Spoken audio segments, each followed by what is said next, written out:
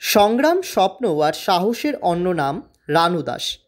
শিলিগুড়ির এক সাধারণ মধ্যবিত্ত পরিবারের মেয়ে আজ জাতীয় মঞ্চে পৌঁছে গৌরবের আলো ছড়াচ্ছেন।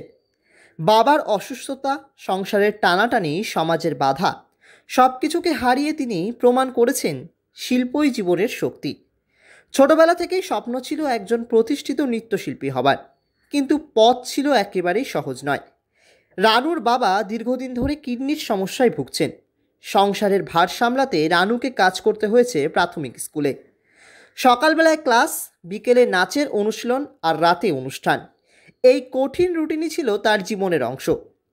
সমাজও পাশে ছিল না সবসময়। রাতে অনুষ্ঠান থেকে ফেরার কারণে অনেকেই কটূক্তি করেছেন। বাবাকে উপদেশ দেওয়া হয়েছে, মেয়েকে বিয়ে দাও, নাচ শিখিয়ে কোনো লাভ নেই। কিন্তু বাবা মা ও গুরু শ্রীমতী সুস্মিতা ঘোষ তাকে ভরসা দিয়েছেন। গুরুমাতা শুধু শিক্ষক নন, মায়ের মতো প্রতিটি পদক্ষেপে পাশে থেকেছেন। অবশেষে সেই অধ্যায় বসার ফল মিলল। সম্প্রতি সারা ভারতবর্ষে অনুষ্ঠিত সিসিআরটি সিনিয়র স্কলারশিপ প্রতিযোগিতাতে বিজয়ী হয়ে জাতীয় স্তরে নাম উজ্জ্বল করলেন বাংলার। সেখানে তিনি উপস্থাপন করেছিলেন বাংলার ঐতিহ্যবাহী গৌড়ীয় নৃত্য। গৌড়ীয় নৃত্য ভারতীয় শাস্ত্রীয় নৃত্যের একটি গুরুত্বপূর্ণ ধারা হলেও বাংলায় তা আজও খুব একটা প্রচলিত নয়। তাই রানুকে অনেকেই অন্য নৃত্যশৈলী বেছে নেওয়ার পরামর্শ দিয়েছিলেন, কিন্তু নিজের মাটি ও সংস্কৃতির গৌরবকে আঁকড়ে ধরে তিনি এগিয়ে গিয়েছেন। আর সেই দৃঢ়তাই এনে দিয়েছে আজকের সাফল্য। রানু বলেন, সমাজের কথা শুনলে কোনোদিনই শিল্পী হওয়া যায় না। আমি জানতাম পথ কঠিন, কিন্তু স্বপ্নের জন্য লড়াই করতেই হবে। একটা বিষয়, যেহেতু আমি বললাম যে আমার বাবা খুবই অসুস্থ ছিলেন, মানে এখনো উনি ওই কিডনি সমস্যাতে ভুগছেন। তো বাড়িতে যেহেতু আমি বড়, সবাই বাবাকে একটা সময় পরে বলতো যে মেয়েকে নাচটা শিখিও না, নাচ শিখিয়ে কি হবে, সবাই সেই ধাই, এত বড় মেয়ে ধাই ধাই করে নাচ করে, তো নাচ না শিখিয়ে ওকে এখন বিয়ে টিয়ে দিয়ে দাও, তারপরে একটু সেটেল হয়ে যাক।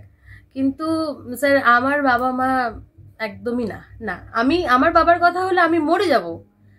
আমি অসুস্থ, কোনো সমস্যা নেই, আমার যদি বেশি সমস্যা হয় আমি মরে যাব, তাতেও আমার সমস্যা নেই। আমার মেয়ে যেই স্বপ্নটা দেখেছে সেটা সে পূরণ করুক। গৌড়ীয় নৃত্যের পাশাপাশি তিনি কথক, রবীন্দ্রনৃত্য ও লোকনৃত্যের বিভিন্ন ধারায়ও দক্ষ। উত্তরবঙ্গ থেকে জাতীয় মঞ্চে এই স্বীকৃতি কেবল তার ব্যক্তিগত অর্জন নয়, বরং সমগ্র অঞ্চলের গর্ব। ভবিষ্যতে তিনি চান গৌড়ীয় নৃত্যকে নতুন প্রজন্মের কাছে পৌঁছে দিতে এবং আন্তর্জাতিক পর্যায়েও বাংলার সংস্কৃতিকে তুলে ধরতে। রানুর মা বলেন, আজ খুব খুশি লাগছে, চাই রানু আরও দূর এগিয়ে যাক। মা হিসেবে তো ভালোই লাগছে। আর আমার কি বলবো, এত খুশি হয়েছি আমরা যে মেয়ে এরকম আগ বেড়েছে, খুব খুশি হয়েছি আমরা।